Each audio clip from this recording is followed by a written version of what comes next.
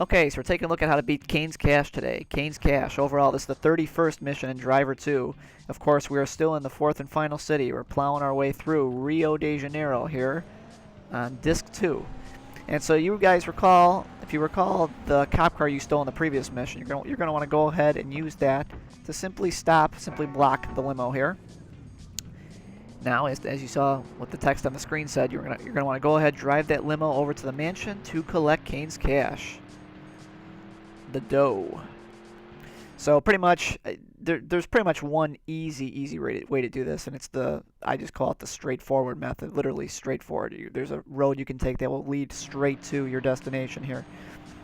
I always found this to be the easiest way to go. The road that I'm on right now happens to end, but it's not a big deal. I just kind of make a few turns, and before you know it, I'm back on that straightaway path that will lead me right to my destination.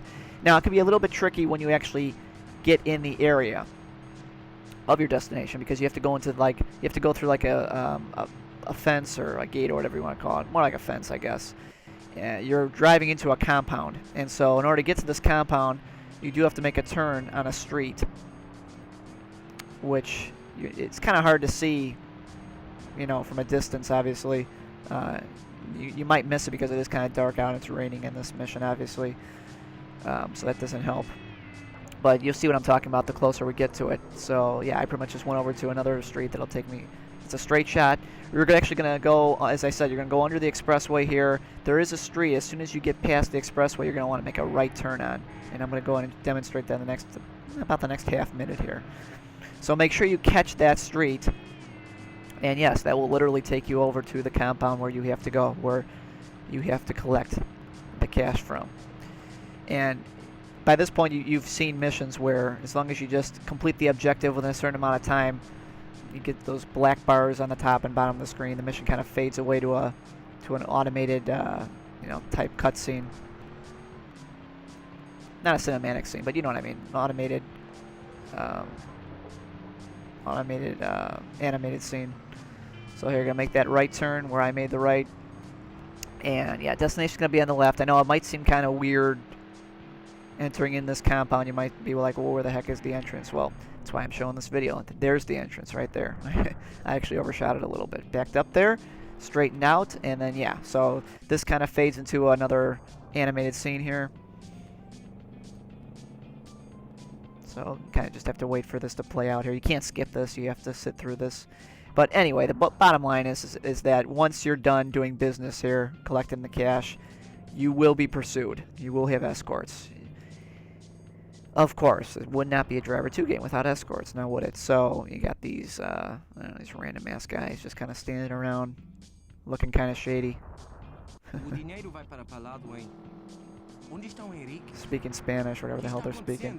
Yeah, so they're pissed at you, so you have to get the hell out of there, and now they are gonna start going after you, and yeah, you just want to get out of there. Don't mess around. Wouldn't be a good idea. So yeah, this is where again your driving skills are going to be particularly put to the test here. That one moron just drove into the traffic light. So yeah, for the most part, you know, weaving in and out of traffic again. Do what you know will work for sure. And that would be weaving in and out of traffic, trying to use the pole trick, driving close to those poles and other objects. And you should be good to go here. I didn't find this mission to be particularly difficult or challenging. In fact, I always thought growing up playing this when I was really young, I remember just finding where the entrance to the mansion was more difficult than fending off these escorts at the end. But I guess my main piece of advice here is try to keep your damage to a minimum. Obviously, certainly, at least during the first portion of the mission, because, you know, again, you just never know with an escort. You know, anytime there's an escort chasing you, you can rack up the damage pretty quickly, just by them rubbing against you or hitting you just a couple times. So that's just the way the damage bars kind of work in this game. So not really a whole lot else to say. I appreciate you guys watching these videos. I'm going to be putting up a couple other ones here, certainly within the next week or so. Look for more reviews, more classic arcade game reviews as well. I'm going to be putting up a few more Cruisin' USA walkthroughs. So hopefully have the Grand Canyon up within the next week or so. The Appalachian Mountains level should be up on that arcade game as well. Should be reviewing Pack and Pale, a game called Pack and Pale. Fozon is already up. I already reviewed Fozon, so go check that out. Hope you guys will check out Fozon. That's a really cool game. Great alternative to Tetris. So that's about all I got, guys. So thanks again for watching. That'll be Tim the Gamer 13 signing off for now. Take care, guys. Stay tuned for more great arcade game reviews. So long.